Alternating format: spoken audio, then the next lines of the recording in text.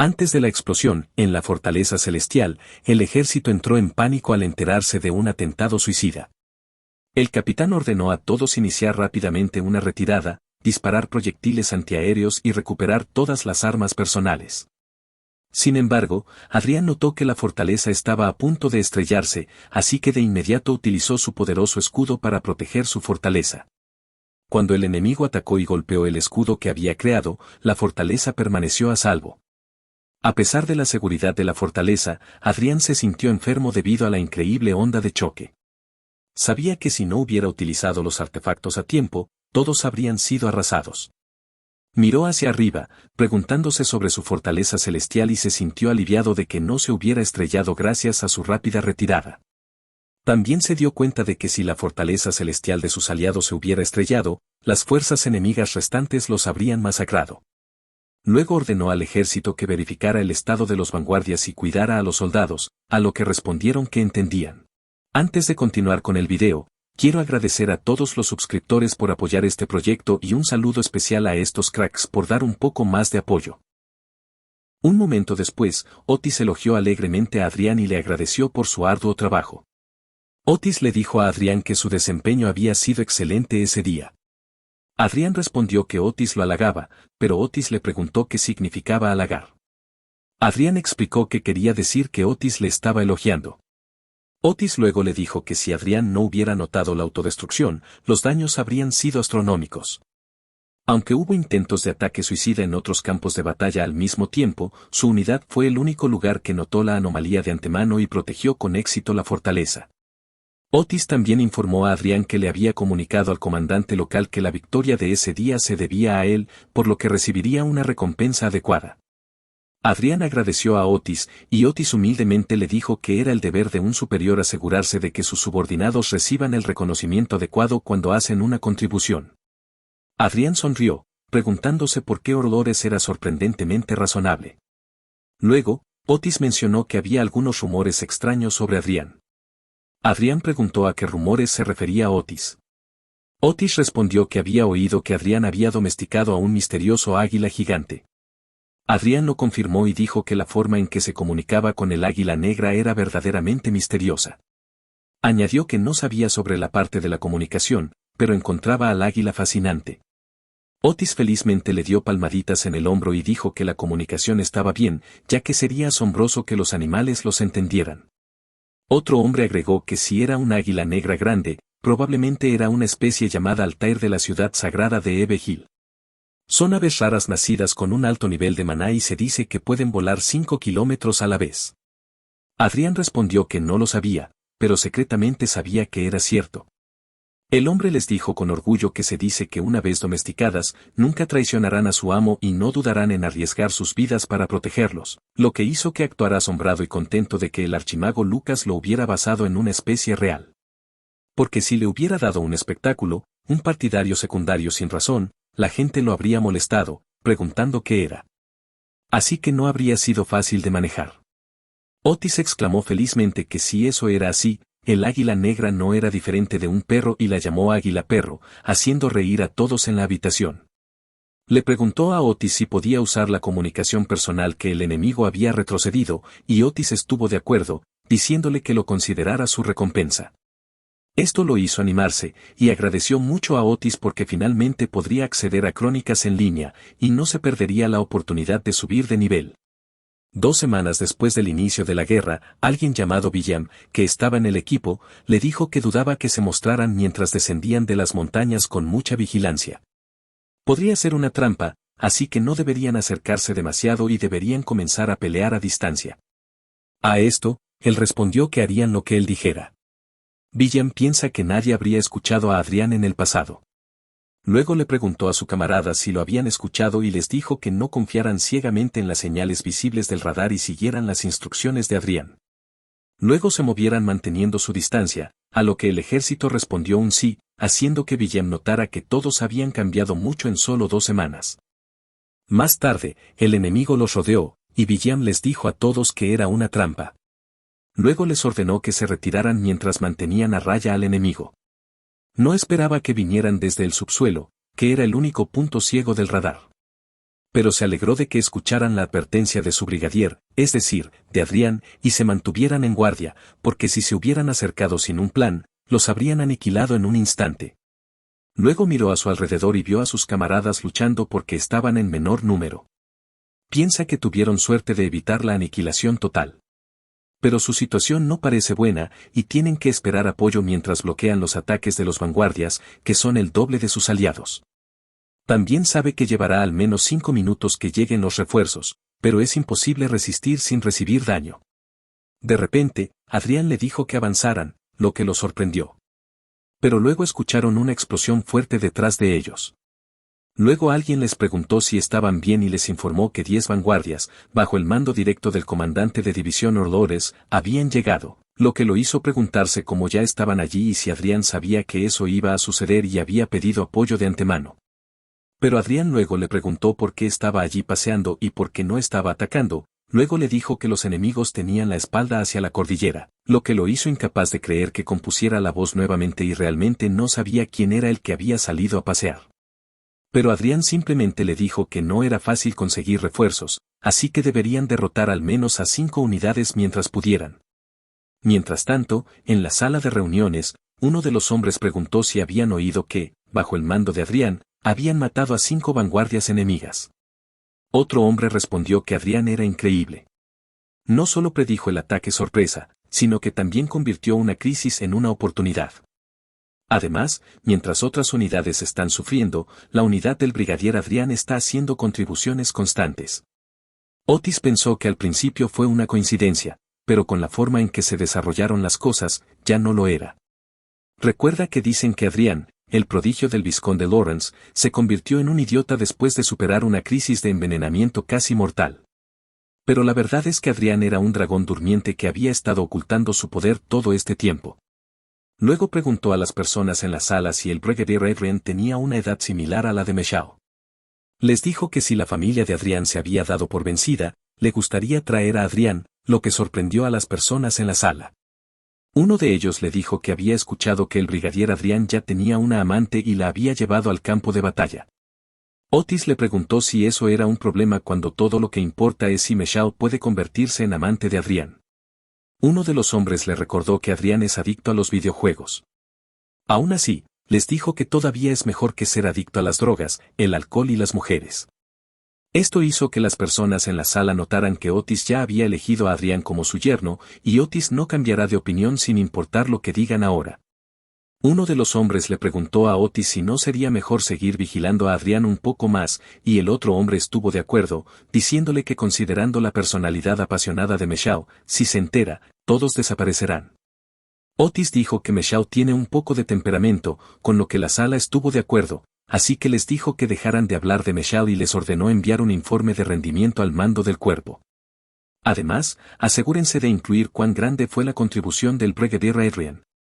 Más tarde, Billy le preguntó si tenía un momento. Tocó el hombro de Arch y le respondió que sí, pero a menos que fuera algo importante, debería ser breve. Notó que la actitud de Billy cambió de curiosidad y vigilancia a anticipación favorable, y se preguntó si era porque había salvado a Billy en la batalla. Billy le preguntó por qué estaba ocultando su fuerza, lo que lo hizo incapaz de creer que Billy fuera directo. Luego Billy le dijo que muchos de sus vasallos están preocupados por el futuro del territorio. Si Cedric se convierte en un señor como él, seguramente habrá una crisis. Entonces, cree que Cedric no tiene la calificación para ser un señor. Si tiene la intención de competir con su hermano, le gustaría apoyarlo con todas sus fuerzas. Notó que sus gafas mágicas no mostraban ningún cambio en la condición de Billy, lo que significa que Billy no estaba mintiendo. Sabe que Billy es uno de los ayudantes más cercanos de su padre, por lo que se preguntó si Billy tal vez recibió alguna instrucción por adelantado o si está actuando así simplemente porque fue su benefactor. Le dijo a Billy que estaba agradecido por sus amables palabras, pero hará como si no las hubiera escuchado, dejando a Billy en estado de shock y sorprendido. Tocó a Billy, cuya condición cambió a decepción, notando que Billy es sorprendentemente ingenuo. Y fue demasiado imprudente con sus comentarios porque sabe que no importa cuánto intenten restringir la información que llega a Cedric, no puede actuar apresuradamente cuando puede haber más sistemas de vigilancia que él no conoce. También sabe que es completamente su trabajo deshacerse de Anna y Cedric, por lo que no tiene la intención de compartir esa alegría con otros. Luego miró de reojo a Belly, pensando que por ahora, tendrá en cuenta que hay personas que se preocupan sinceramente por el bienestar del territorio. Luego recordó que había oído antes que le otorgarían una medalla después de lo que había sucedido y se preguntó si no debería ser tan importante. Al día siguiente, alguien le dijo que, habiendo hecho muchas contribuciones, el segundo hijo de la familia Lawrence, Adrián, sería condecorado con una medalla de segundo grado de León Dorado.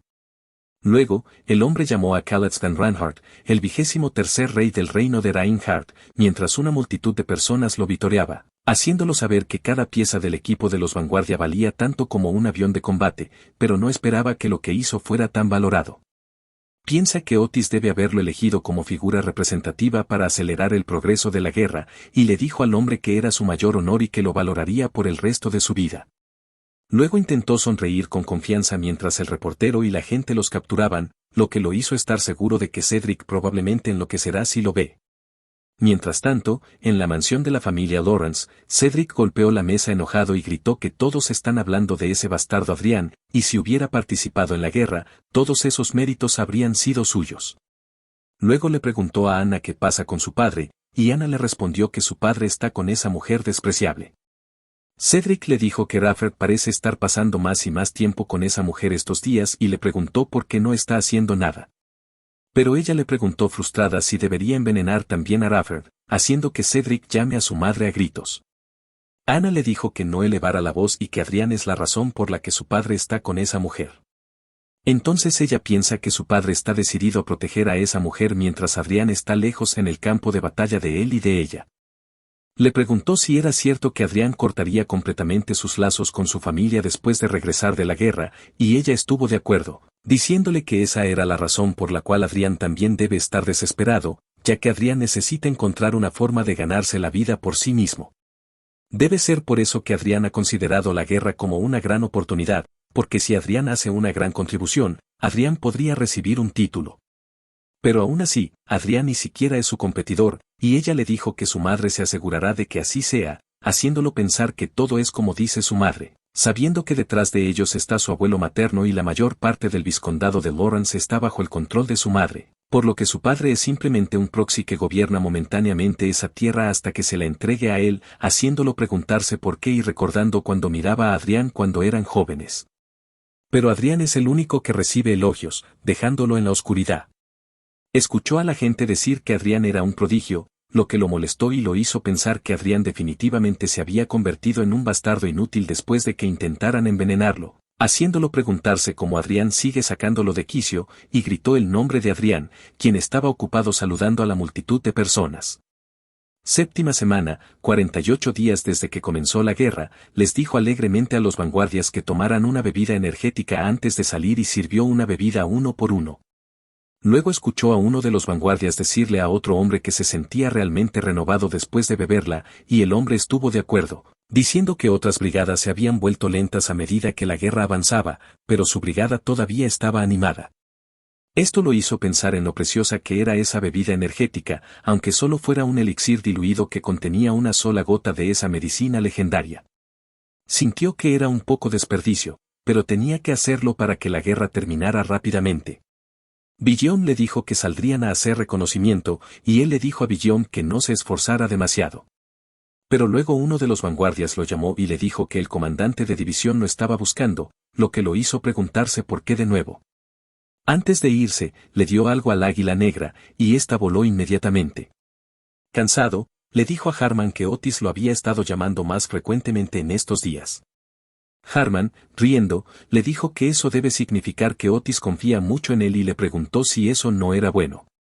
Permaneció en silencio, sabiendo que aunque fuera molesto ser llamado por un gran aristócrata, no había nada que pudiera hacer. Un momento después, miraba frente a él con confusión porque vio que los comandantes de otras unidades también estaban allí. Se preguntó si Otis había convocado a todos los comandantes de alto rango de la división. Pensó que si estaba relacionado con la batalla, Otis podría haberle enviado un mensaje en su lugar, haciéndolo preguntarse si Otis tenía algo importante que anunciar que no podía hacerse público. Luego apareció Otis y dio la bienvenida cálidamente a todos sus invitados. Otis les dijo que se regocijaran porque no tendrían que escuchar más ese repugnante fuego de artillería, ya que el fin de la guerra se declararía pronto, lo que los sorprendió. Otis les dijo que el fin de la guerra se declararía pronto y que los ministros extranjeros de ambos países estaban sosteniendo una reunión. Parecía que esos tipos de croissants no tenían intención de librar una guerra total en primer lugar. Fue un conflicto a gran escala, pero al final, fue una guerra local que no difería de un evento anual, lo que hizo que todos en la habitación suspiraran aliviados. Un hombre se preguntó por qué harían eso, y el otro hombre respondió que obviamente era para fortalecer su poder imperial. Recordó que era lo mismo en su vida pasada, y supuso que su nación simplemente no tenía suerte en cuanto a sus relaciones con los países vecinos. Luego, le preguntó a Otis sobre los vanguardias que fueron enviados. Otis respondió que hasta que se diera la declaración del fin de la guerra, debían seguir ese juego de guerra, lo que lo frustró al escucharlo porque sabe que siempre son los subordinados quienes mueren debido a las decisiones de sus superiores. Pero luego, Otis le dijo que se relajara y le preguntó si no había recibido una medalla de león dorado como botín de guerra. Luego, le dijo que su recompensa ciertamente no sería pequeña si la guerra terminaba de esta manera, por lo que debería saborear ese momento ahora. Lo hizo sonreír, pensando que Otis tenía razón, y se preguntó desde cuándo había sido tan virtuoso. Luego brindó con sus bebidas a Otis, pensando que en lugar de preocuparse por los demás, debería centrarse en su futuro. Como tiene que regresar a su familia después de que termine la guerra, necesita subir de nivel aún más. Al día siguiente, William le dijo que todavía cree que fue algo bueno, haciéndolo quedarse en silencio mientras Arsa come a un lado. William le preguntó qué pasaría si su país y el imperio de Croissant se involucraran en una guerra total. Le dijo que 100 fortalezas aéreas y decenas de miles de vanguardias habrían arrasado con todo, y se habría producido una catástrofe inimaginable. Le dijo a William que debería haber descansado un poco más y le preguntó por qué había venido allí. Luego abrió los brazos hacia Arsa y le dio una galleta a William, diciéndole que comiera un poco. William le preguntó qué era, y él respondió que considerando que era un regalo del conde Otis, seguramente debía ser bastante valioso. William le dijo que ya lo había sentido antes, pero él era realmente diferente de otros nobles. No solo sentía verdadera pena por el sacrificio de sus soldados, sino que incluso se mantendría vigilante en el centro de mando mientras sus hombres descansan. Pero sabe que, por supuesto, sería diferente de un noble común, ya que fue un ciudadano muy común en su vida pasada y estuvo allí esperando hasta que pudiera acceder al juego. Pero luego, William le dijo que al mismo tiempo, todavía posee la compostura y la dignidad de un verdadero noble. Le dijo a William que cree que se equivocó en eso, pero William simplemente le preguntó si no estaba bebiendo té negro incluso cuando veía tropas enemigas acercándose, y cree que eso es imposible sin una absoluta confianza en sí mismo. Ellos, los subordinados, pudieron superar la tensión al ver su compostura. Además, todos en la 232ª Brigada de Independencia confían completamente en él. Sabe lo que William está tratando de decir ahora y William está tratando de volver a mencionar que lo apoyará para que sea el sucesor, y allí se preguntaba por qué William lo elogió de repente. Cuando estaba a punto de recordarle a William lo que dijo la última vez, William de repente se arrodilló, lo que lo sorprendió. Claro, William simplemente le dijo que ha tomado precauciones para asegurarse de que nadie pueda acercarse y también han revisado dispositivos de vigilancia, por lo que no tiene que preocuparse. Miró hacia arriba al escuchar las palabras de William y notó que afuera había vanguardias que lo estaban vigilando, lo que lo hizo darse cuenta de que William está hablando en serio, porque todos son de la parte de su padre. Le dijo a William que sabe que ha tomado precauciones, pero que ese tipo de comportamiento puede ser más notable. William le dijo que precisamente por eso vinieron allí cuando todos están descansando. Él, que era un súbdito de bajo rango, Gilbert William, le gustaría servirle a él, Adrian Lawrence, el segundo joven maestro de la familia Lawrence, como su señor a partir de hoy. Le preguntó a William si podría ser que los otros caballeros afuera estén pensando en hacer lo mismo, a lo que William respondió afirmativamente, dejándolo en silencio. Luego respondió, está bien, lo que hizo que William lo mirara con emoción. Sin embargo, le dijo a William que tiene una condición, y William le preguntó cuál era. Le dijo que debe actuar con normalidad hasta que él le diga lo contrario. William le preguntó si no sería mejor reunir poder lo más rápido posible y sugirió que incluso si construyera su poder allí mismo en ese momento, el tamaño de sus fuerzas no sería nada despreciable. Le respondió que no sería nada despreciable, pero no sería suficiente para ganar y tenía un plan, así que debían seguir sus órdenes. William se inclinó y le respondió que lo hará. Le preguntó a William cuántos caballeros están dispuestos a seguirlo como lo hizo él, y William le respondió que primero, hay 5 vanguardias allí, y los caballeros restantes son alrededor de 30. Entonces, si reúnen a la gente del territorio, su tamaño se duplicará al menos, lo que lo hizo pensar que no estaba mal y que había más personas con las que trabajar. Luego elogió lentamente a William.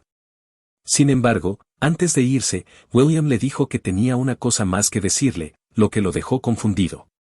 William le dijo que su padre planea asignarle a ser Perseus y cree que sería una buena idea reclutarlo por adelantado. Esto lo sorprendió, sabiendo que Perseus era originalmente el vicecomandante de la Orden de Caballeros de Lawrence y con sus habilidades superiores, prácticamente no tenía rivales entre todos los expertos en aura, con la única excepción del comandante de caballeros. Sin embargo, pensó que Perseus ya había dejado la orden debido a luchas políticas familiares centradas en Ana, lo que lo hizo preguntarse si realmente está regresando esa persona. William le dijo que tal vez cuando Perseus regrese, muchos caballeros que han permanecido neutrales cambiarán de opinión. Él sabe que Perseus era un guerrero típico y un caballero muy popular. En otras palabras, hay margen para expandir el poder a través de él, tal vez lo suficiente como para estar a la par de las fuerzas de Ana y Cedric. Entonces, le dijo a William que cree que necesita conocer a Perseus lo antes posible y le preguntó si podría organizarlo en secreto. Esto sorprendió a William y prometió investigarlo. Salió de la habitación pensando que pronto, el poder es bueno. Sin embargo, su máxima prioridad no es construir su propio poder, sino despejar la próxima misión de encuentro afortunado y juró que iba a formar su 7º círculo hoy.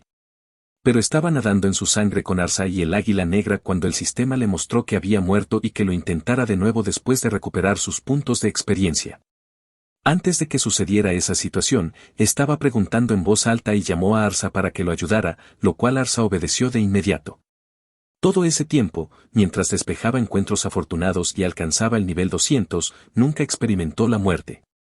Él sabía que era normal morir y superar obstáculos en un juego, pero si moría mientras compartía sentidos con su yo del mundo real, el dolor sería inimaginable. Notó que Arsa siempre se mantenía firme contra cualquier enemigo, pero en ese momento la estaban empujando hacia atrás. Siempre había priorizado su seguridad en cada pelea, pero cuando Arsa y Black Eagle fueron heridos por su enemigo, un caballero de la muerte, todo se vino abajo. Entonces se dio cuenta de que no se trataba solo de un maestro del aura, porque el enemigo también tenía un aumento de búsqueda de jefe con nombre y un cuerpo anormalmente fuerte, lo que significaba que estaba en un nivel diferente. Lo último que vio fue el sistema mostrándole que había muerto y que debía intentarlo de nuevo cuando recuperara sus puntos de experiencia. Luego, el sistema le mostró que estaba siendo resucitado en un pueblo cercano. Se sentó y soportó su dolor. Pensó que el sistema de compartir sentidos era problemático porque ni siquiera podía retorcerse de dolor ya que había gente por todas partes y se dio cuenta de que hasta ahora había sido demasiado fácil. Luego utilizó su pergamino de resurrección y el sistema le mostró que su apoyo, Arsa, había sido revivida. Arsa se disculpó con él, pero él simplemente le preguntó si estaba bien y si no le había dolido. Ella respondió que sí, pero que sus sentidos en el juego eran mucho más bajos que los suyos, así que podía aguantarlo. Suspiró aliviado y agradeció que no estuviera gravemente herida. Luego recordó que la había reclutado sin pensar debido a sus estadísticas de tanque, pero a medida que se acercaba a ella, se sintió avergonzado escondiéndose detrás de su pequeño cuerpo. Así que juró que intentaría cambiar su estilo de combate y pensó que sí ella estaba soportando su dolor, pero luego se dijo a sí mismo que al final tendría que cambiarlo. Se dio cuenta de que luchar contra los caballeros de la muerte les mostró un límite claro en su estilo de combate. Arsa bloqueaba el movimiento del enemigo, y Crowley, su águila negra, bloqueaba su vista o ataque sorpresa para apoyar a Arsa, y él infligía un daño masivo desde atrás con magia. Funcionaba porque estaban muy equipados, pero tenía un límite contra enemigos como los caballeros de la muerte que podían mantenerse al día constantemente con Arsa. El problema era el largo tiempo entre cada ataque, su tiempo de lanzamiento retrasaba el daño principal, lo que significaba que la única forma de mantener alejados a los enemigos entre lanzamientos era el derribo de Black Eagle. Miró a Arsa, sabiendo que su defensa funcionaba contra el caballero de la muerte, y ella terminó siendo dominada por él. Pero seguramente podía bloquear un ataque, y si hubiera un DPS más que pudiera apoyarla mientras él lanza sus hechizos, su estilo de combate actual funcionaría.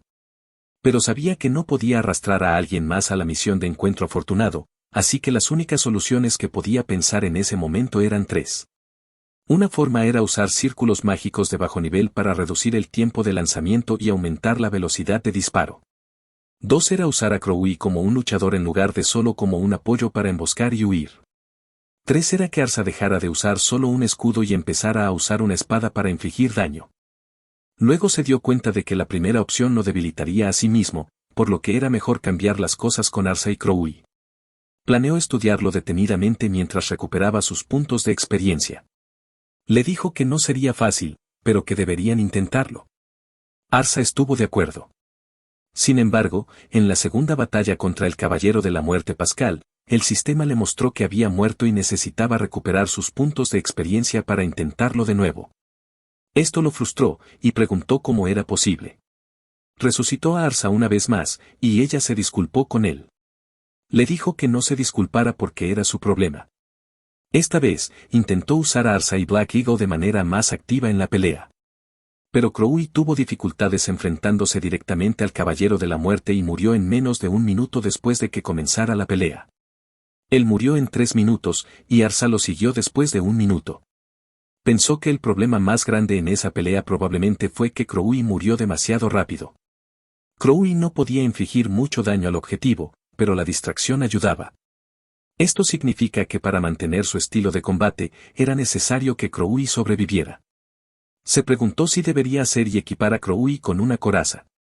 Luego pensó que tendría que intentar algo y se aseguró a sí mismo que no había necesidad de ponerse nervioso porque las cosas que no funcionaban eventualmente funcionarían.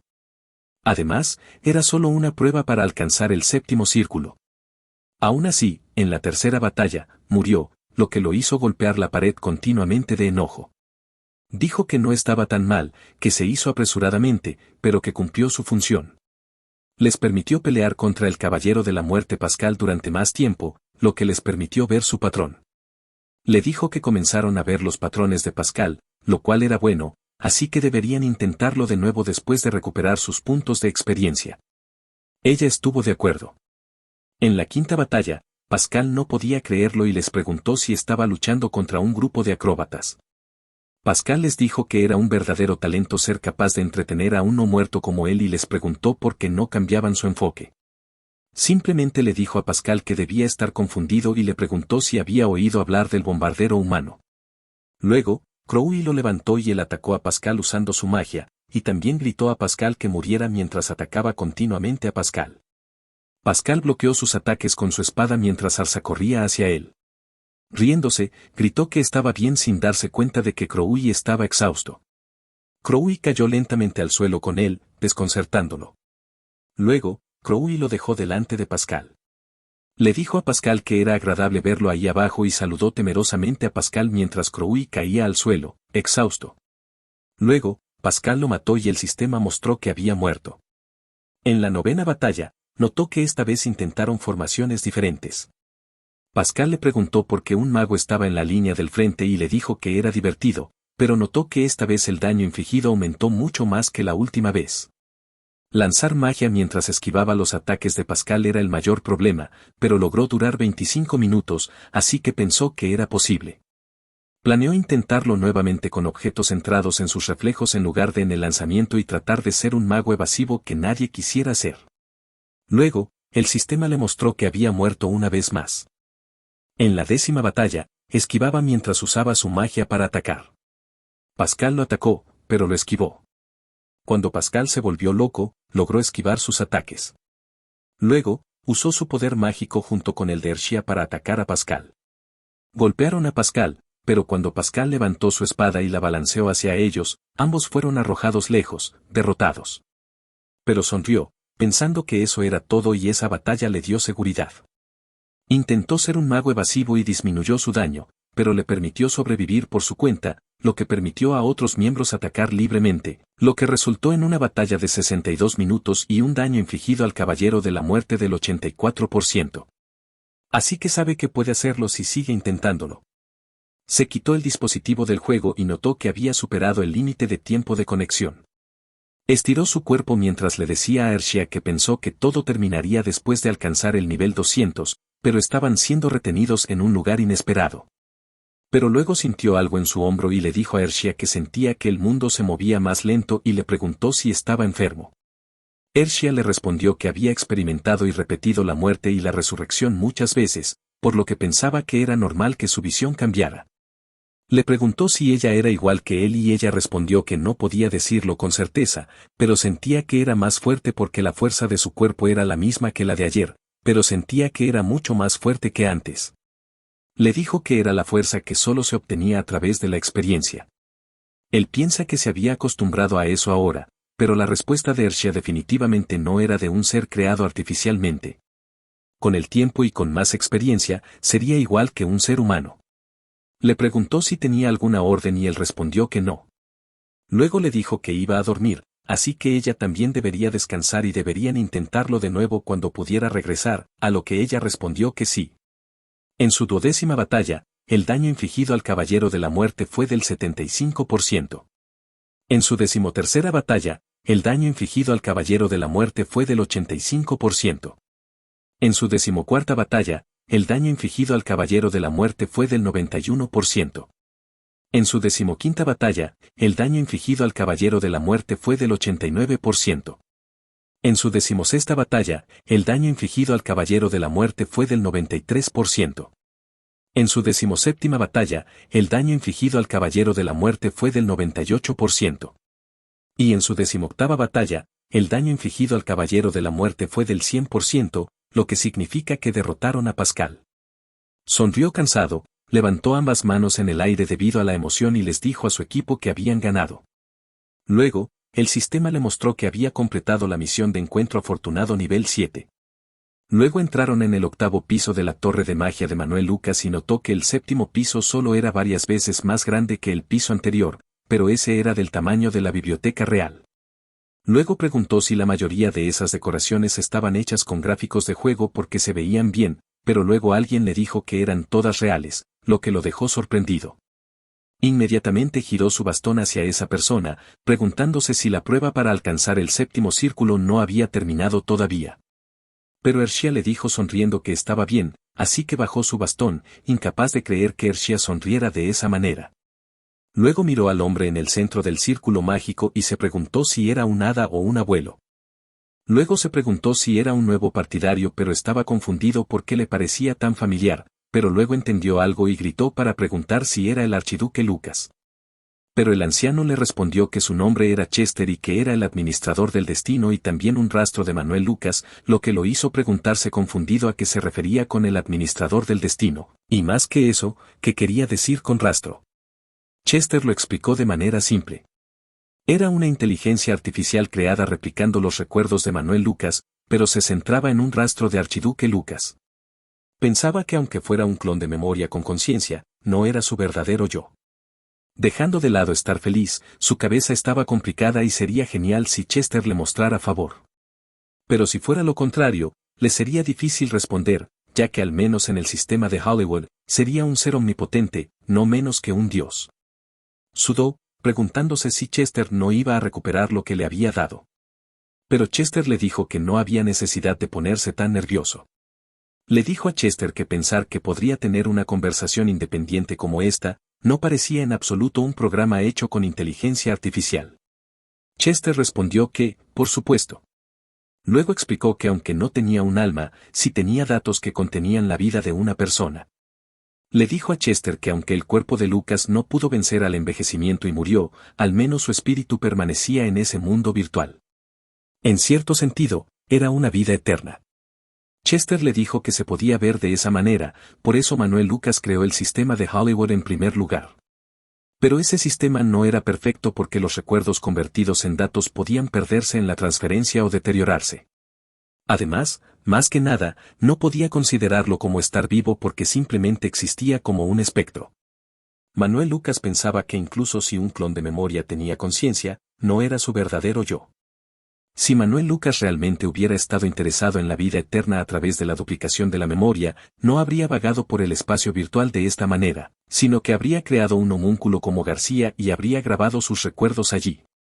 tenía la sospecha de que el objetivo final de Manuel Lucas era apoderarse de su cuerpo, pero se alegró de que no parecía ser el caso. Le preguntó a Chester si podía preguntarle por qué había aparecido. Luego, le dijo a Chester que honestamente, se sintió abrumado por la difícil situación en el piso anterior y se preguntó si le impondrían restricciones o deberes obligatorios. Chester deslizó su bastón hacia abajo y un sistema apareció frente a él, mostrándole que se le concedía el uso de la autoridad de administrador del sistema de Hollywood por 5 veces. Chester le dijo que el destino que adquirió es todo para Manuel Lucas, por lo que naturalmente, se incluyen varias autoridades, y hay limitaciones ya que el destino aún no se ha resuelto por completo, pero podrá ejercer su autoridad como desee en el futuro. Le preguntó a Chester qué podía hacer con eso, y Chester respondió que podrá ejercer la autoridad del administrador sobre todos los programas basados en el sistema de Hollywood, que es un sistema de realidad virtual, lo que lo sorprendió porque sabe que el sistema de Hollywood solo existe con características de realidad virtual y es similar a Internet en la Tierra. En otras palabras, significa que puede controlar toda la información en línea como desee, pero luego Chester le dijo que, sin embargo, debe cumplir 4 reglas al ejercer la autoridad del administrador. Primero, los privilegios del administrador no pueden usarse para Chronicle Online, que está vinculado al destino de Lucas. Segundo, está prohibido acceder directamente al cerebro de otra persona. Tercero, está prohibido robar la propiedad de otras personas, y cuarto, se le prohibió ejercer autoridad que tenga un impacto negativo directo en el mundo.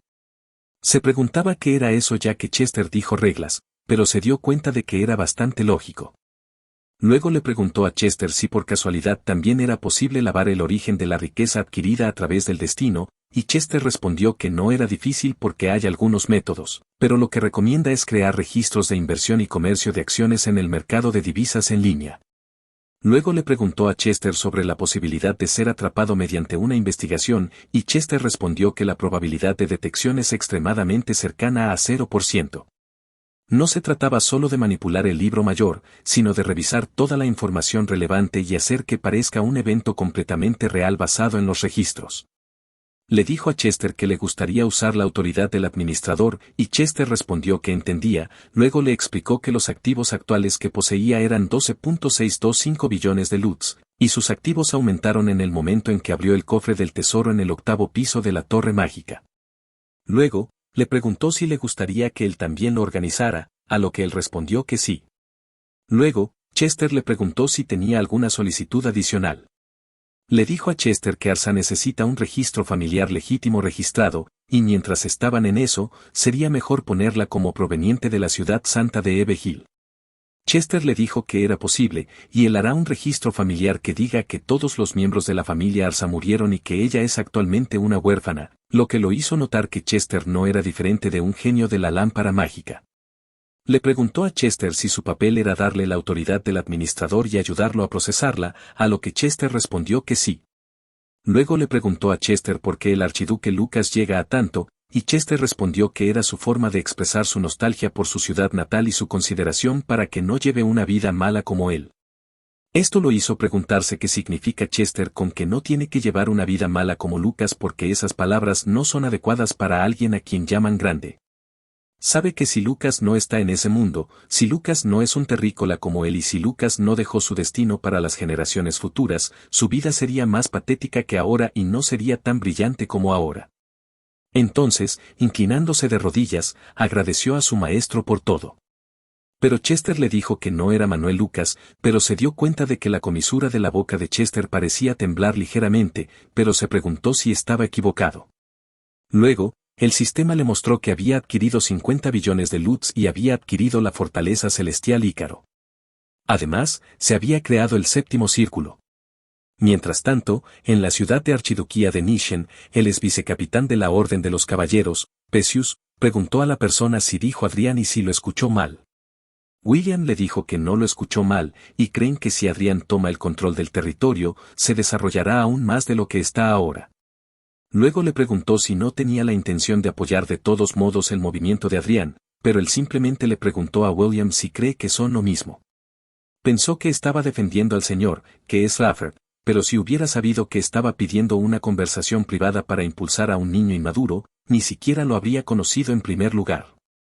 Pero William simplemente le dijo que Adrián es talentoso. Le dijo a William que había escuchado que Adrián fue un poco impresionante en la guerra, pero le preguntó a William si cree que el objeto de confianza es demasiado pequeño para creer y actuar solo en eso. William simplemente rió, desconcertándolo. William se disculpó y le explicó que no se estaba riendo de él y que simplemente recordó que estuvo en una posición similar a la de Adrián no hace mucho tiempo. Parece que piensa que Adrián tuvo suerte con eso y sigue siendo el mismo de siempre. Le preguntó a William si quería decir que Adrián ha cambiado, y William respondió que ciertamente no lo ha hecho. Más bien, lo que se conoce en el mundo exterior es solo la punta del iceberg, y a diferencia de él, que escuchó sobre la experiencia de Adrián a través de otros, él fue alguien que escuchó las instrucciones de Adrián directamente y las puso en práctica. Además, se atreve a decir que Adrián es uno de los mayores genios de ese país, pero no lo sabrá a menos que lo experimente por sí mismo, e incluso los caballeros que se alinearon detrás de Cedric siguieron a Adrián durante la guerra. Le dijo a William que estaba completamente dedicado al segundo joven maestro, y William simplemente le dijo que no tenía otra opción más que ser devoto de Adrián. Luego, le dijo que no lo sabrá a menos que lo experimente por sí mismo. Piensa que la historia era que Adrián, que era un prodigio, tomó veneno y se convirtió en un niño mediocre a los 7 años. En otras palabras, Adrián decidió una forma de sobrevivir a una edad temprana y la puso en práctica. Hasta hace poco, incluso si dejamos de lado la inteligencia de Adrián, de la que William alardea, no tiene más remedio que reconocer la paciencia y la perseverancia de Adrián. Luego, le preguntó a William qué quería, y William respondió que quería persuadir a los vasallos que mantienen la neutralidad y equilibrar el poder a favor del segundo joven maestro. Le dijo a William que era una tarea enorme, pero interesante. William le dijo que tomó una gran decisión, pero él le preguntó a William a qué se refería cuando aún no había decidido y si no debería conocer a Adrián antes de tomar una decisión. William simplemente le dijo que Adrián dijo que iba a visitarlo pronto de todos modos, y escuchó que Adrián vendrá pronto, por lo que debería dejar que le dé una llamada a Adrián, lo que lo hizo darse cuenta de que todo se hizo según las intenciones de Adrián. William le dijo a Adrián, que estaba al otro lado de la línea, que ya habían terminado de hablar y que cree que puede entrar ahora. Perseus está pensando que un joven maestro que ha estado viviendo por la venganza durante más de una década, y tendrá que ver por sí mismo si Adrián es realmente digno de ser seguido, como dice William. Pero luego, la línea de la llamada de William se desconectó, lo que hizo que William riera incómodamente y comprobara tímidamente su conexión, preguntándose por qué Adrián no responde a la llamada. Luego, sintieron una fuerte oleada de poder de maná, y Perseus notó que era inconfundiblemente una firma de maná de saltos espaciales. Además, con esa cantidad de maná, estaba seguro de que era una teletransportación del séptimo círculo. Cuando estaba a punto de preguntar qué diablos estaba pasando, Adrián, con Arsa, apareció y les dijo que, juzgando por sus caras, no debían tener idea de que estaban sitiados. William lo miró confundido, pero él simplemente les dijo que lo entendía porque son personas cubiertas de artefactos por todo el cuerpo. Luego, ordenó a Arsa que se deshiciera de ellos, a lo que Arsa obedeció rápidamente. Luego, ella regresó con una espada ensangrentada y le dijo a Adrián que 5 asesinos han sido derrotados, pero él simplemente les preguntó si sus expectativas eran demasiado grandes porque escuchó que ambos son los hombres más fuertes de su territorio, pero pensar que ni siquiera notaron el acercamiento del asesino. William se pregunta cuál es la situación y quién es ese monstruo con la expresión relajada junto a Adrián. Cuando estaba a punto de preguntar a Adrián, él lo interrumpió diciendo que ha estado soñando con la venganza durante 13 años desde el día en que tomó el veneno y les preguntó si vendrían desprevenidos. También les dijo que al menos necesita tener a un maestro del aura como guardaespaldas, lo que los dejó a ambos en estado de shock. Perseus recordó sus palabras de que tendrá que ver por sí mismo si Adrián es realmente digno de ser seguido y se dio cuenta de que se había estado comportando demasiado presumido porque esa persona no es alguien a quien se atreva a descifrar. Se miraron en silencio durante un momento. Luego, él desvió su atención hacia Perseus y notó que Perseus tenía 43 años. Era miembro de los Caballeros Libres del Reino Reinhardt. Sus habilidades incluían un alto aura, fuertes capacidades físicas, aptitud de aprendizaje moderada e inteligencia promedio. Sus rasgos se caracterizaban por la conquista y el liderazgo. Su relación era amigable y aliada, y su comportamiento parecía asombrado, asustado y anticipativo. Perseus preguntó si Anna los había enviado, a lo que él respondió afirmativamente. Mientras le decía a Pesius que debía tener muchas preguntas, chasqueó los dedos y de inmediato, los cadáveres en el suelo desaparecieron y los alrededores dañados se repararon mágicamente. William quedó asombrado al ver que las manchas de sangre y los cadáveres desaparecieron, pero les aseguró que no se preocuparan, explicando que era simplemente un hechizo de magia de quinta círculo. Luego sugirió que se trasladaran y, con un toque de magia de teletransportación, los transportó rápidamente, dejándolos asombrados, ya que era un hechizo de séptimo círculo conocido como teleportación. El reino de Lewis era un aliado de Reinhardt, conocido por tener un gran número de grandes magos, siguiendo a los 4 imperios. Si alguien tuviera que nombrar al mago más famoso entre ellos, la respuesta unánime sería el duque Ken Riverdale. No solo era un gran mago, sino también un renombrado maestro que había entrenado con éxito a 6 magos de séptimo círculo. Sin embargo, muchos creían que el mago más grande de todos los tiempos era el archiduque Lucas, mientras que el título de mejor maestro pertenecía al duque Ken Riverdale. Pesius preguntó si su maestro de magia era realmente el duque Riverdale, pero le dijeron que Riverdale había fallecido hace un año. Él respondió que lo sabía, pero porque Riverdale lo había enseñado, podía aprender sin problema bajo la guía de Anna. Pesius todavía no podía creerlo, sabiendo que había pasado la mayor parte de su tiempo en el juego. Luego Pesius descubrió algo, lo que hizo sonreír a Adrián, y le dijo que tenía razón. Explicó que el único lugar donde podía actuar sin restricciones era el mundo virtual. Riverdale lo enseñó tanto en el mundo real como en el virtual, alternando. Sin embargo, sabía que todo era una mentira porque el gran mago apareció de la nada. Cualquiera dudaría si un joven de 20 años alcanzara el séptimo círculo. La mejor manera de evitar que eso sucediera era tener el título de discípulo del duque Riverdale. Pesius le dijo que Riverdale era realmente creativo y que era una forma brillante de enseñar. Sabía que no mentía sin ninguna preparación. Tenía una placa de platino y una imagen holográfica de Riverdale y él. Pero nada de eso era real. Le pidió al afortunado encuentro a Admenchaster que los creara en la realidad para usarlos como coartada. Al igual que el que estaba sosteniendo, había muchas pruebas de Riverdale y un registro de que tenía un discípulo secreto que nadie conocía. Así que la familia Riverdale o sus otros discípulos confiarían en él cuando lo encontraran. Desearía poder decir que era el heredero del archiduque Lucas, pero sabía que la gente no lo dejaría en paz por el resto de su vida. Luego les dijo que Arsa y él podían encargarse de Anna y Cedric, por lo que no era necesario esforzarse demasiado en expandir su influencia. Pesius le preguntó por qué lo había llamado allí. Él respondió que no tenía planeado dejarlo ir, lo que dejó a Pesius sorprendido y confundido. Luego le dijo a Pesius que tenía algo más que hacer por él y le preguntó si podía ver su mano izquierda. Sus relojes digitales se tocaron. Luego, el sistema mostró la cuenta número 2 de moneda en línea y el sistema le preguntó si quería compartir sus 20.000 millones de LUTs en la cuenta número 2 de moneda en línea, a lo que él respondió afirmativamente. Pesius quedó sorprendido por su acción, pero simplemente le dijo que quería que creara un grupo que obedeciera sus órdenes y recopilara información. Sabía que los trabajos que ese grupo iba a hacer serían trabajos sucios, pero eran necesarios para apuntar más alto, y era cruel pedirle a un caballero que asumiera el trabajo. Pesius le dijo que, dado que probablemente se enfrentarían a Margrave Raven, creía que necesitaban un grupo así, pero le preguntó si estaba seguro porque creía que no era fácil para él ahorrar esa cantidad de dinero. Él le dijo a Pesius que tenía talento para invertir y que 20.000 millones eran muchos, pero no lo suficiente como para preocuparse, lo que hizo que Pesius reaccionara diciendo que era asombroso. Pero él simplemente se levantó, sabiendo que Pesius se desmayaría si mencionaba que tenía 3.000 veces la cantidad de dinero que le había mostrado. Luego le ofreció su mano a Pesius y le dijo que iba a desplazar a Cedric de su posición y heredar la familia, luego tendría el poder que nadie podría despreciar en esa nación y le preguntó a Pesius si estaba con él. Pesius lo miró y se inclinó, aceptando su mano mientras le decía que tenía su lealtad. Mientras tanto, en la habitación de Anna, le preguntó a su mayordomo si se refería a 5 asesinos expertos que desaparecieron sin dejar rastro, a lo que el mayordomo respondió temerosamente que sí.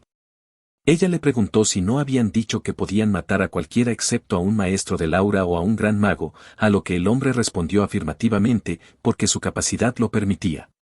Lanzó su copa de vino hacia la cabeza del hombre y le preguntó furiosamente por qué estaba pasando eso, pero el hombre simplemente bajó la cabeza.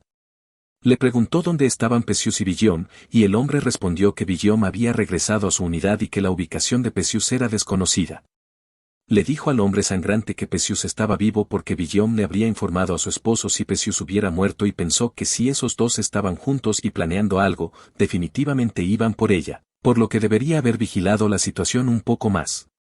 Luego recordó que Raffert le había dicho que le gustaría que dejara de vigilar a Adrián, y Silvia lo había enfurecido al saber que no tenía más opción que escuchar a Raffert porque si presionaba demasiado a Raffert, las cosas podrían haber empeorado.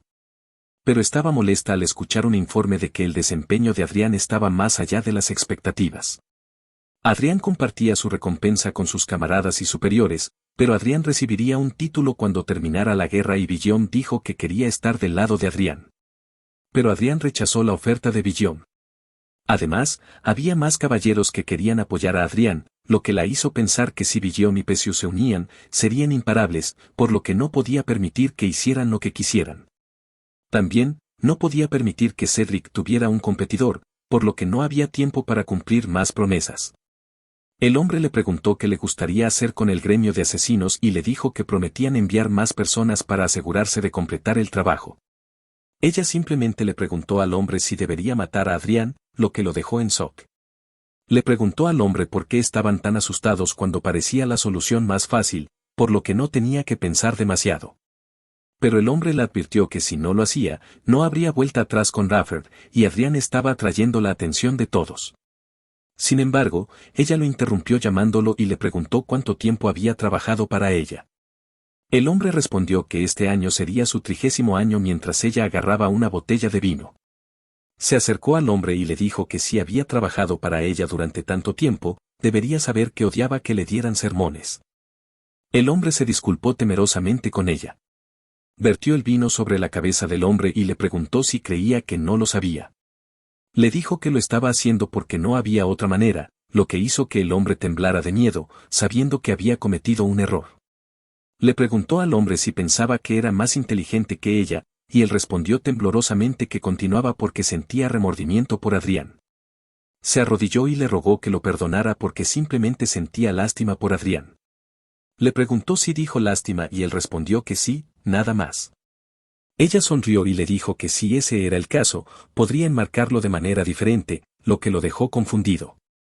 Pero cuando le dijo que no se trataba de una persona común muriendo, sino del hijo compasivo de un vizconde, alguien tenía que hacerse responsable y lo hizo como su forma de mostrar lealtad sin que ella lo supiera, aplastando su mundo. Luego ella le preguntó dulcemente por qué y si no quería hacerlo.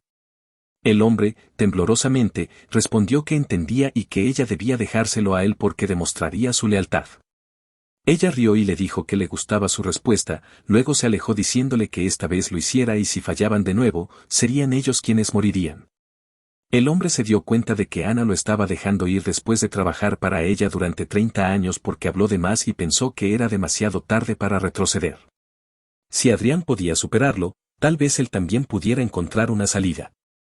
Mientras tanto, brindaron con una copa de vino juntos y Otis hablaba con orgullo con él, mientras el mayordomo de Anna pensaba que no había forma de que pudiera encontrar una salida. Las personas vitorearon, levantaron sus copas y felicitaron la victoria de la 23ª división. Uno de los hombres les dijo que finalmente podrían regresar y el otro respondió que estaba aliviado de que el final de la guerra se hubiera declarado de manera segura. Otis les dijo a todos que nunca pensó que recibiría reconocimiento gracias a Adrián y que esperaba con ansias la ceremonia de elogio. Uno de los hombres respondió felizmente que Otis tenía razón y agradeció a Adrián porque su estatus y el de su familia habían aumentado. Los otros hombres le aseguraron que sería el heredero de su familia, así que debería visitar el Manitime porque lo recibirían con los brazos abiertos. Sabía que estaban obteniendo crédito por lo que él había hecho, por lo que era normal, y pensó que si hubiera tomado todas las recompensas para sí mismo, no habría sucedido. Luego les dijo a todos que todo era gracias a que Otis confió y lo apoyó con gran sabiduría, lo que hizo reír a Otis y decirle que era un hombre humilde. Pero luego Otis le dijo que tal vez hubiera sido mejor para él si la guerra hubiera continuado un poco más, lo que lo hizo preguntarse a qué se refería. Luego Otis le dijo que si la guerra hubiera continuado y él hubiera obtenido más reconocimiento, podría haberse convertido en un lord, pero con lo que tiene ahora, la recompensa se limitaría solo a él. Al escuchar esto, entendió lo que Otis quería decir porque sabía que había una gran diferencia entre heredar un título y ganarlo por mérito propio. No importa cuán alto sea su rango, no tiene el título de conde y no puede transmitir su título. Le dijo a Otis que estaba bien y que no luchó esperando algo a cambio. Aún así, Otis le dijo que era una lástima porque tenía mucho potencial, pero no tenía el entorno para expresarse completamente. Él simplemente se mantuvo en silencio, sabiendo que sería el heredero legítimo de su familia una vez que apartara a Cedric. Otis le dijo que eso lo hacía sentir mal, y él le dijo a Otis que no se preocupara por eso porque realmente estaba bien para él. Luego Otis aclaró su garganta y le dijo que tal vez podría comprometerlo con su hija, lo que lo dejó en shock. Otis le dijo tímidamente que tenía una hija y que si quería, podría hacerlo realidad. Esto lo hizo preguntarse por qué de repente, y pensó que era un poco demasiado.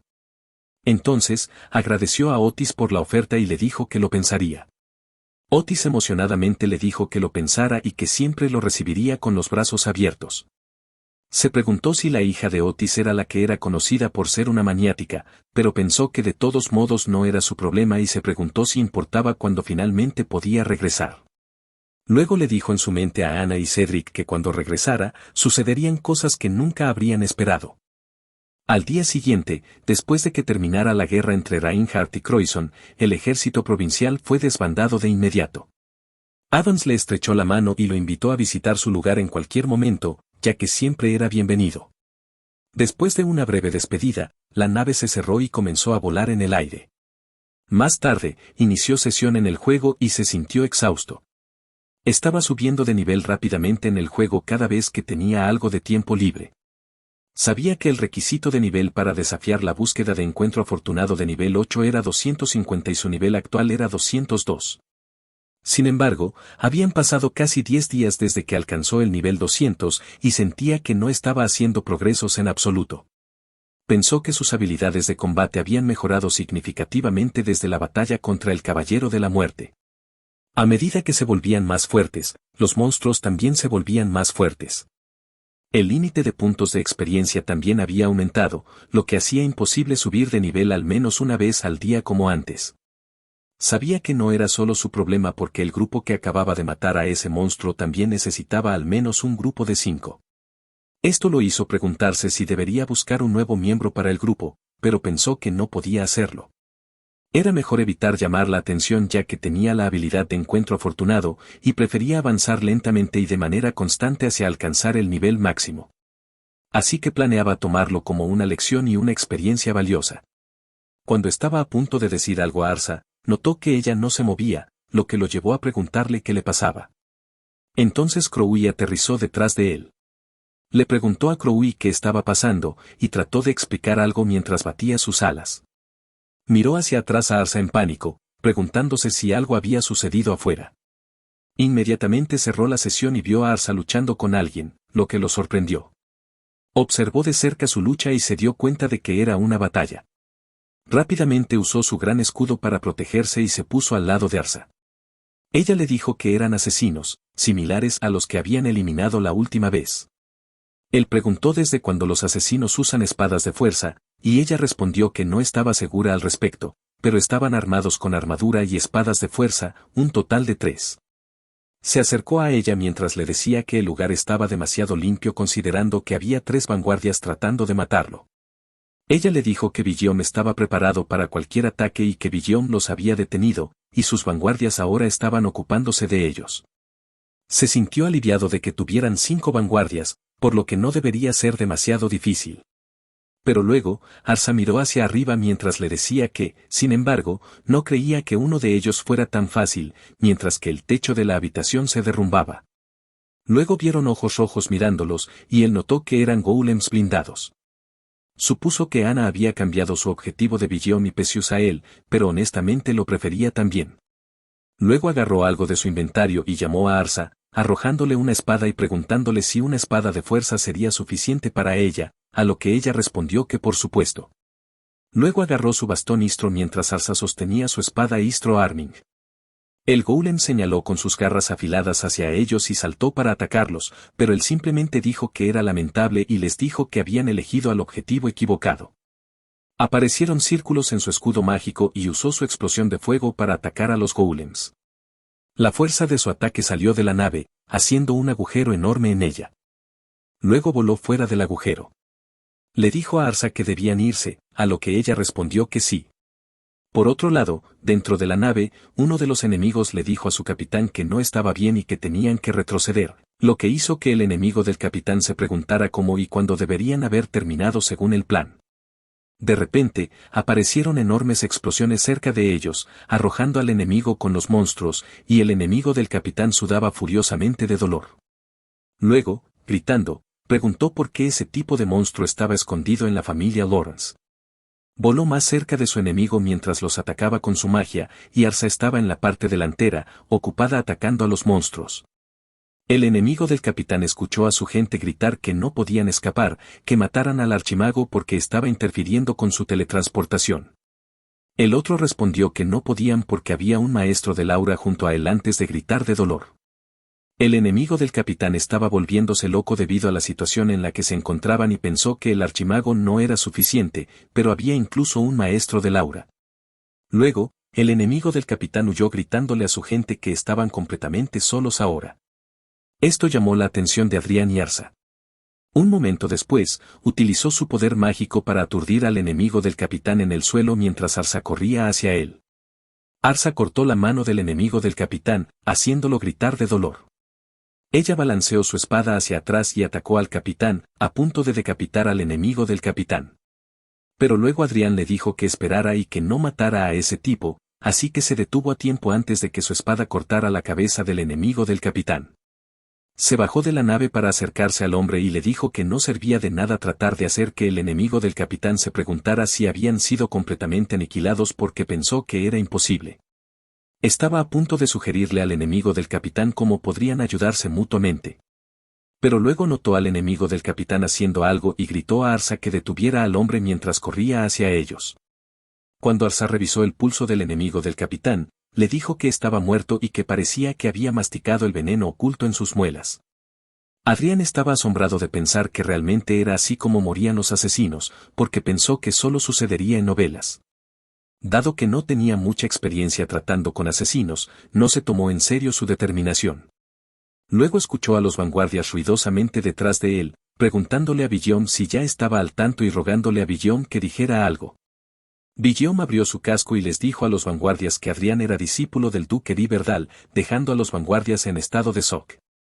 Los vanguardias entraron en pánico y le dijeron a Guillaume que Adrián debía haber estado bajo estricta vigilancia todo este tiempo. Y lo que es más, Adrián solía jugar a los juegos todo el tiempo. Guillaume respondió que Adrián estaba entrenando sin restricciones en el mundo virtual. Adrián dijo que sus enseñanzas se llevaban a cabo entre la realidad y la realidad virtual, por lo que las clases teóricas también estaban disponibles en línea. Aún así, ni siquiera lo sabían, y no solo ellos, sino que todos en la familia despreciaban a Adrián. Guillaume también les dijo a todos que sabían lo increíble que era el duque de Verdal, pero él cree que Adrián pudo llegar a ser como él porque era especial, el joven genio del vizconde Lawrence.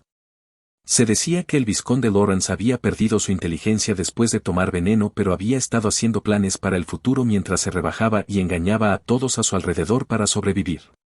Guillaume les dijo a todos que la marea había cambiado, y seguramente no estaban pensando en morir en un barco que se hundía. Adrián notó que Guillaume era bastante bueno influyendo en los demás, y Guillaume les dijo a todos que llegarían pronto a la finca, por lo que deberían comportarse para no ser una molestia para Adrián, a lo que todos respondieron que sí. Más tarde, Silvia, llorando, corrió hacia él y lo abrazó fuertemente, preguntándole si estaba bien y si no estaba herido en ninguna parte. Le dijo a su madre que se calmara porque estaba bien. Raffert le dijo que había trabajado duro, y él agradeció a su padre por el cumplido, pero sabía que en cualquier caso, era totalmente normal celebrar una parada en la celebración del recibiendo la medalla en el campo de batalla, pero era demasiado tranquila. Raffert se disculpó con él porque debería haberle dado una gran bienvenida, y él le dijo a su padre que estaba bien porque de todos modos no le gustaban los eventos ruidosos, pero cree que debe haber sido obra de Ana y Cedric porque ¿quién se molestaría en organizar una parada para alguien que iba a morir de todos modos? Rafferty le dijo que en cambio habían preparado un gran banquete, por lo que deberían celebrar su regreso comiendo y bebiendo, pero él simplemente miró hacia arriba y vio su fortaleza en modo de ahorro de energía, lo que lo hizo sonreír. Dentro de su mansión, había una multitud de platos diferentes en la mesa, y Guillaume, Harmon y otros le dijeron que era su mayor honor luchar junto a él. Harmon inclinó la cabeza ante él y le dijo que había podido regresar con vida gracias a él, lo que hizo que su padre le dijera que había aprendido a ganarse el corazón de las personas de repente. Escuchó a Cedric llamando su nombre con enojo y lo vio junto a Anna y otros. Inclinó la cabeza ante ellos y les dijo que habían pasado 3 meses desde la última vez que se vieron, lo que hizo que Cedric no tuviera más remedio que darle la bienvenida de nuevo, pero notó que Anna parecía haber visto un fantasma. Más importante aún, notó al hombre detrás de Anna y se preguntó qué pasaba con él porque vio que el nombre del hombre era Morris Gasher, y su condición era de alivio y alegría. Escuchó que Morris había estado trabajando como mano derecha de Anna durante más de 30 años, sin embargo, tenía una impresión favorable de él. Pensó que si podía convencer a Morris, debería resultar bastante útil. Pero luego, vio a alguien acercándose a él. Notó que el hombre era el comandante Crown, que también era un experto en el aura, con condiciones de duda y desconfianza. Como se esperaba de un comandante de caballeros, sus especificaciones eran excelentes. Aún así, no podía creer que su característica fuera la gestión basada en la autoridad, no la capacidad de combate. Sabía que Anna y Cedric ni siquiera valían la pena mirar, y le enfureció que lo hubieran engañado esos individuos. Pero Cedric le dijo que como alguien que llevaba el apellido de su familia, lo había hecho bastante bien. Aunque no era gran cosa, debería felicitarlo. Él simplemente sonrió, pensando que estaban llenos de tonterías. Le encantaría hacer volar sus cabezas en este momento, pero iba a encontrar alguna justificación primero. Esos bastardos lo habían hecho sufrir tanto que no les concedería simplemente una muerte rápida. Iba a empujarlos en un pantano tan profundo que nunca pudieran escapar y estrangularlos cuando estuvieran en la desesperación. Cedric le pregunta si se siente bien ser elogiado y lo llama una persona grosera. Adrián le pregunta si realmente cree que estaría feliz escuchando sus elogios, sabiendo que eso no significa que vaya a tolerar todas las acciones de Cedric porque eso lo haría demasiado condescendiente. Luego le explica a Cedric lo que quiere decir. Le parece ridículo como habla como si fuera capaz de hacer cualquier cosa, lo que deja a Cedric en shock. Lo que Adrián quiere es crear un ambiente y usarlo como justificación. Una justificación de que merecen enfrentar consecuencias. Entonces le dice a Cedric que si hubiera liderado a esas personas en el campo de batalla, habrían sido completamente eliminados. Ya ha imaginado a Cedric ignorando tácticas y siendo asesinado después de cargar temerariamente hacia adelante. Cedric lo llama bastardo y le pregunta cómo se atreve, pero Adrián continúa preguntándole a Cedric si la gente no debería saber cómo usar sus cabezas a medida que envejecen. Luego le dice que pensar que es lo suficientemente ingenuo como para considerar su sonrisa como una muestra de felicidad es la razón por la que sus vasallos lo llaman idiota e imbécil, lo que hace que el rostro de Cedric se ponga rojo de timidez y enojo. Cuando Cedric estaba a punto de decirle algo, lo interrumpe, actuando como si recordara algo, y le pregunta a Cedric si podría ser que su ignorancia proviniera de su lado materno. De repente, una copa de vino cae al suelo porque el camarero tropieza accidentalmente, lo que aumenta la tensión.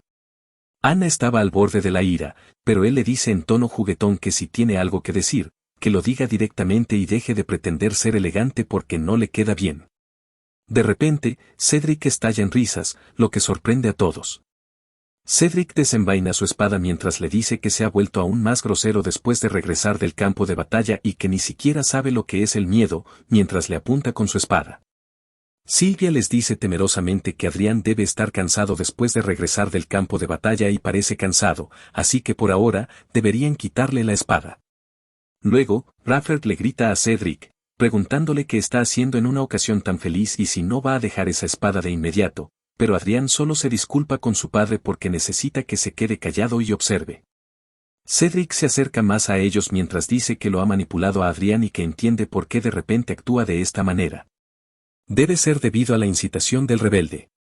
Luego Cedric le pregunta enojado cómo se atreve a tratar de derrocar a su familia y le dice a William que debe estar fuera de su mente, lo que deja a William en estado de shock y señalándose a sí mismo para preguntarle a Adrián si se refiere a él. Pero Adrián niega con la cabeza. Cedric aún le dice a William que convenció a Adrián de intentar romper la familia. Anna, que está actuando, dice que es absurdo y le pregunta a William si es cierto, pero Adrián sabe que ellos son los que están siendo absurdos y no puede creer que interpreten sus intenciones de esa manera. Cedric ordena a los caballeros que capturen de inmediato al rebelde William, pero nadie obedece su orden y su entorno se queda en silencio. Cedric les pregunta a los caballeros qué están haciendo y les dice que se apresuren a llevar a cabo su orden. Uno de los caballeros le dice a Cedric que si quiere capturar al vicecomandante William, debe hacerlo él mismo, lo que avergüenza a Cedric y le pregunta enojado al caballero llamado Berto qué está diciendo mientras Adrián trata de contener su risa. Al escuchar su risa, el entorno de Cedric se oscurece y él estalla en ira y timidez al mismo tiempo. Así que corre hacia adelante para atacar a Cedric con su espada, sorprendiendo a todos. Pero luego alguien agarra la mano de Cedric y es Arsa, que está ocupada comiendo un enorme pollo. Él le pregunta furiosamente qué le pasa y le dice que lo suelte mientras se pregunta cómo puede ser tan fuerte.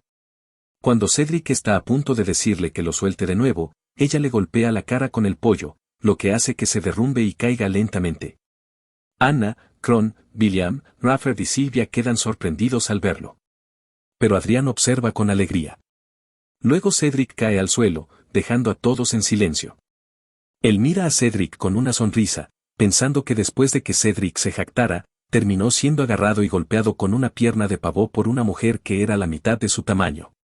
Kron se adelanta y les dice que paren porque es suficiente. Luego, Kron desenvaina su espada y le dice a Adrián que siguió cruzando una línea que no debería cruzar. Piensa que el comandante de los caballeros debería desenvainar su espada, como si estuviera protegiendo al rey como un guardia real. Le pregunta a Kron si no es él quien está cruzando la línea en este momento. Luego le dice a Kron que Cedric ha hecho tantas cosas con el tiempo que ni siquiera puede recordar o simplemente no tiene vergüenza. Esto hace que Cedric le pregunte enojado a Kron qué está haciendo y grite que esas personas se atrevieron a hacerle daño, por lo que merecen ser asesinadas. Kron le dice a Cedric que, por supuesto, deben morir, y Cedric grita en acuerdo. Pero luego Kron le dice a Cedric que, como vasallo, no puede dañar al segundo joven maestro, que es miembro de la familia del señor. Esto enfurece a Cedric. Sin embargo, Kron apunta su espada a Arsa, que está comiendo pacíficamente la pierna de pavó, y le dice que es diferente con ella. No hay margen para la consideración de un plebeyo que se atreve a levantar la mano contra un noble, por lo que procederá directamente al juicio sin un juicio. Kron levanta su espada y le pregunta a Arsa si cree que es noble solo porque es amante de un noble. Pero cuando está a punto de golpearla, William y los otros vanguardias apuntan sus espadas a Kron. Kron le pregunta a William qué está haciendo y le dice que se aleje de Lady Arsha de inmediato. Kron pregunta si dijo Lady Arsha y le parece extraño porque puede ver a personas del grupo de Cedric también. Además, la mayoría de esas personas priorizaría el beneficio sobre la lealtad. Se pregunta por qué incluso individuos tan astutos están dispuestos a seguir a Adrián, lo que lo hace pensar que algo no parece estar bien. Luego, aparece un montón de caballeros y Cedric corre inmediatamente hacia su madre. Se da cuenta de que llegaron refuerzos y se pregunta por qué Anna, que siempre ha sido sensible cuando se trata de Cedric, está tan callada y si ha reunido a los caballeros por teléfono. Cedric le dice burlonamente que no sirve de nada arrepentirse ahora e incluye a William.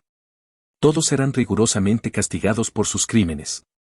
Él les dijo furiosamente a los caballeros que estaban en presencia del señor y les preguntó cómo se atrevían los caballeros del vizconde a estar del lado opuesto de su señor. Pero Cedric ordenó a los caballeros que sometieran de inmediato a esos alborotadores. Los caballeros corrieron hacia adelante y apuntaron sus armas hacia ellos, haciéndole darse cuenta de que en términos de números, sus fuerzas expedicionarias tenían más soldados, pero no estaban adecuadamente armados.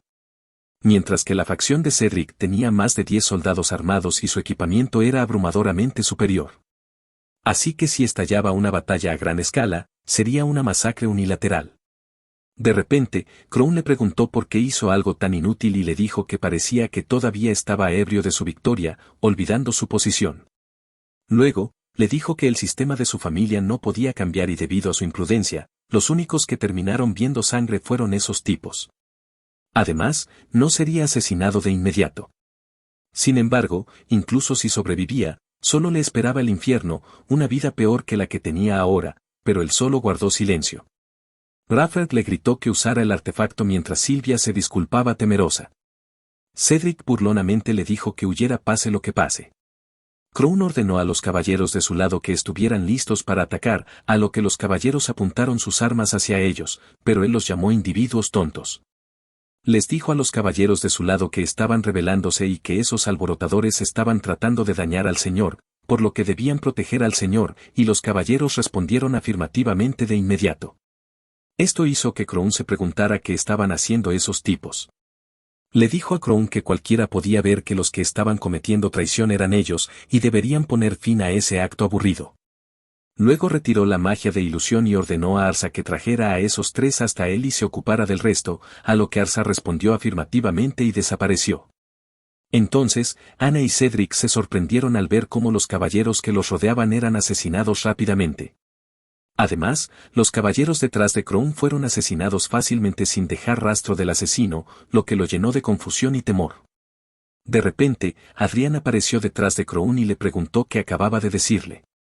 Luego golpeó su bastón en la cara de Crown mientras lo llamaba traidor y le dijo que necesitaba disciplina. Crown tembló de miedo, sabiendo que era imposible. Luego notó que la mujer que acababa de aparecer era una maestra de aura y se preguntó si era esa jugadora empedernida.